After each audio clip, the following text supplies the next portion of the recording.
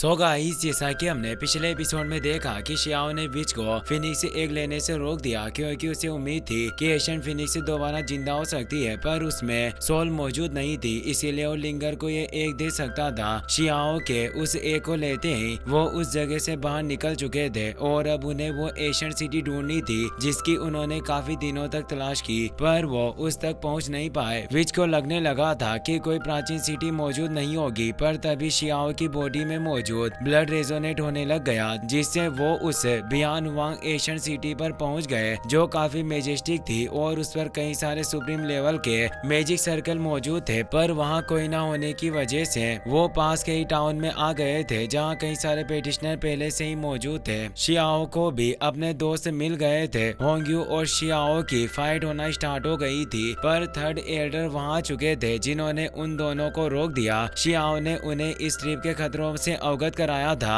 Third Elder अब सभी को बताते हैं कि बाहरी रियल्म में परिवर्तन दिखाई दिए हैं जो मेरी अपेक्षा से कहीं अधिक तेज है, जिससे ऐसा लग रहा है कि वो महान विपत्ति ग्रेट केओस निकट आ रहा है जो एशियन इमोर्टल के पतन को वापस दोहराएगा। हजारों सालों पहले उस केओस ने ही इमोर्टल्स को मिटा दिया था, इसीलिए आज मैं तुम सभी से केवल एक ही बात कहना चाहता हूँ, अगर किसी दिन ये रॉयल एशियन बॉर्डरलैंड गिर जाए तो आप भले ही उन एलियन से लड़ना चाहे या पीछे हटना चाहो, मुझे कोई दिक्कत नहीं होगी। बस तुम एक बात याद रखना कि कभी भी उन दुश्मन इविल लोगों का कुत्ता मत बनना, यानी उनकी साइड मत होना और अपने ही लोगों को धोखा मत देना। वहाँ मौजूद पेटिशनर कहते हैं कि ऐसा होना बिल्कुल असंभव है, हम आखिर उन दुश्मनों के साथ कैसे मिल सकते हैं। थर्ड एल्डर बताते हैं कि इंसानों का स्वभाव काफी जटिल होता है जिसे आसानी से समझा नहीं जा सकता। एक बार कुछ लोगों ने अपने कबीले के लोगों की जान बचाई थी, पर इसकी कीमत उन्हें एक जीवित लोगों से भरे हुए शहर को उन इविल लोगों को समर्पित करना पड़ा।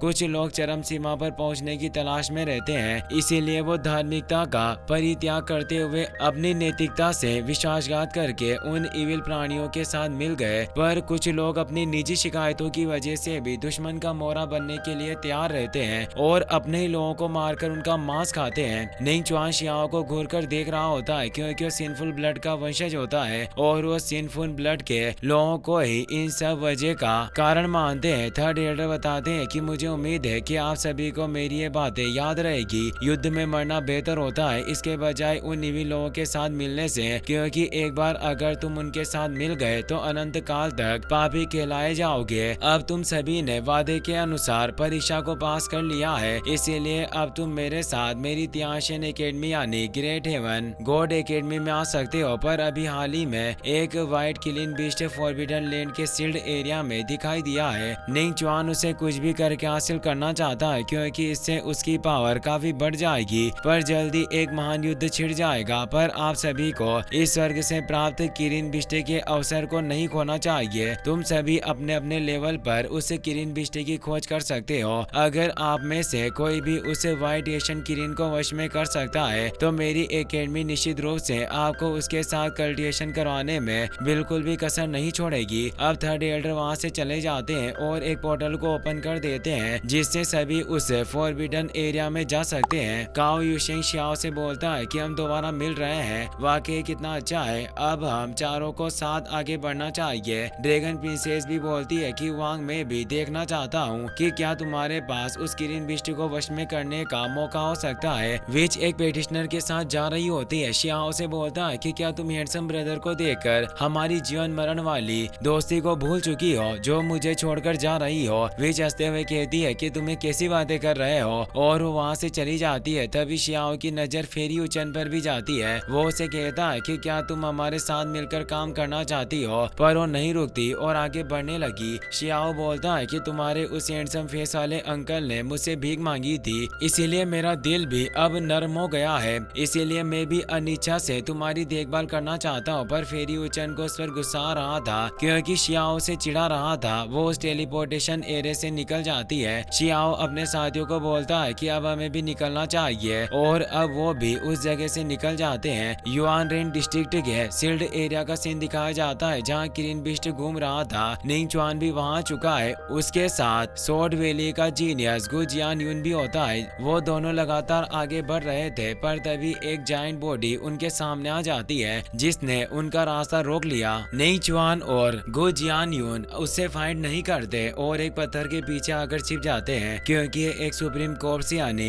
एक प्राचीन लाश है। ये जगह वाकई काफी ज्यादा खतरनाक होगी। वो जायंट बॉडी उस जगह से निकल जाती है। निंग चुआन गुजियान को बताता है कि अगर हमने एक कदम भी गलत उठाया तो हम पूरी तरीके से खत्म हो सकते हैं। गुजियान उसे कहता है कि भाई निंग चुआन, तुम्हारे पास जो किलिन बीस्ट का सेंस मौजूद है, क्या वाकई वो सही है और हम सही दिशा में जा रहे हैं? निंग चुआन बताता है कि मेरा जन्म उस जगह पर हुआ था जो व्हाइट किलिन का पौराणिक स्थान था जहाँ वो छिपे रहते थे। जन्म से ही मुझे एक स्वर्गीय आर्य के द्वारा प्रोटेक्शन मिली। मेरे माथे पर जो इम्प्रिंट मौजूद है वो कोई ड्रैगन पैटर्न नहीं है बल्कि एक किलिन पैटर्न है। इसीलिए अब ऐसा लगता है कि वो यंग व्हाइट किलिन मेरी किस्मत में है, इसीलिए वो हमें दिखाई दिया है। गुजियान बोलता है कि ऐसा लग रहा है कि इस अपॉर्चुनिटी को भाई खास आपके लिए ही तैयार किया गया था। और वो तेजी से आगे बढ़ने लगे। शियाओ भी अपने साथियों के साथ उनके पीछे होते हैं। शियाओ सोचता है कि उस लिटिल किलिन का पहले वो फ्लावर गर्ल मालिक हुआ करती थी। क्या होगा अगर वो लिटिल किलिन निंग चुआन को अपना मास्टर बना ले? ये मेरे मरने से भी ज्यादा बदतर होगा, इसीलिए ऐसा नहीं होना चाहिए। अब हम तियानजुन एकेडमी के जीनियस को देखते हैं जिसमें मून विलो, लिन तियान और होंग्यू यू होते हैं। साथ ही एक और पेटिशनर मौजूद था। होंग्यू के पास चेसिंग द सन व्हील होते हैं जिसकी मदद से वो फास्ट ट्रेवल कर सकते थे, जो एक स्पेशल मैजिक वेपन था।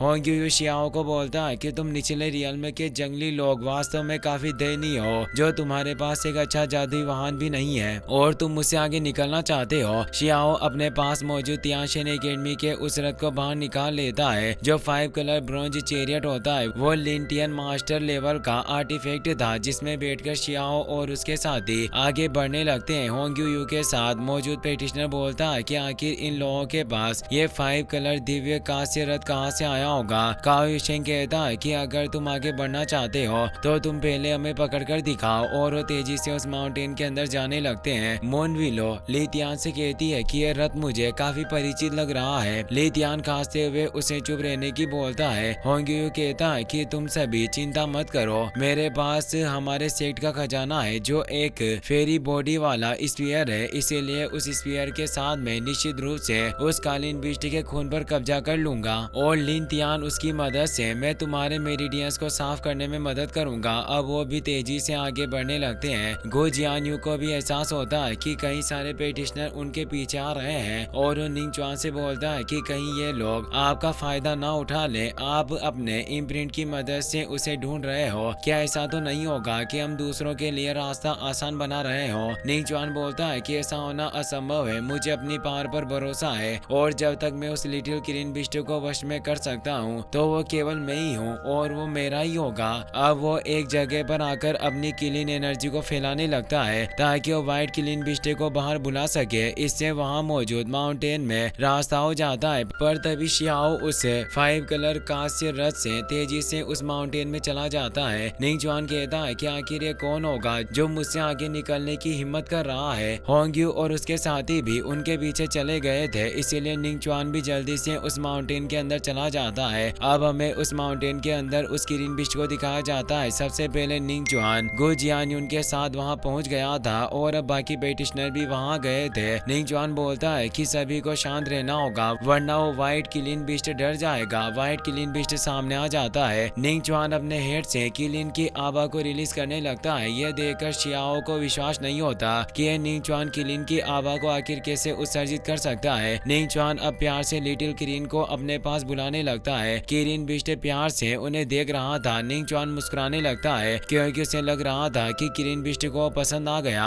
और वो तेजी से उसकी तरफ आने लगता है। शियाओ कहता है कि लिटिल किलिन तुम इसके हाथों मूर्ख नहीं बन सकते। निंग चुआन काफी खुश हो रहा था कि आखिर लिटिल किलिन ने उसे चुन लिया, पर ऐसा नहीं था। लिटिल किलिन उसके पास नहीं आता बल्कि साइड से आगे निकल जाता है। निंग चुआन इससे हैरान रह जाता है। बाकी सभी पेटिशनर भी ये देखकर चौंक गए थे। वो किलिन बीस्ट पीछे धुएं में चला जाता है जहाँ एक लड़की मौजूद थी जिसे उसने चुन लिया था। निंग चुआन को यह सब असंभव लग रहा था कि उस किलिन ने उसे क्यों नहीं चुना और वो कहता है कि आखिर यहाँ कौन है। गो जियान्यून कहता है कि क्या ये एशियन एरा का कोई भी इमोर्टल बीइंग हो सकता है जो वापस से जाग उठा हो। शियाओ भी सोच रहा था कि क्या ऐसा हो सकता है कि वो फ्लावर गर्ल वापस से लौट आई हो और इस दुनिया में उसका पुनर्जन्म हुआ हो। पर जब धुआं साफ होता है तो सभी को पता चल जाता है कि वो लिटिल बनी बनी होती है। शियाओ और उसके दोस्त ये देखकर हैरान रह गए। इसी के साथ ये एपिसोड यहीं पर खत्म हो जाता है। वीडियो पसंद आई हो तो अपने दोस्तों के साथ शेयर करना और सब्सक्राइब करना ना भूलें। Thanks for watching.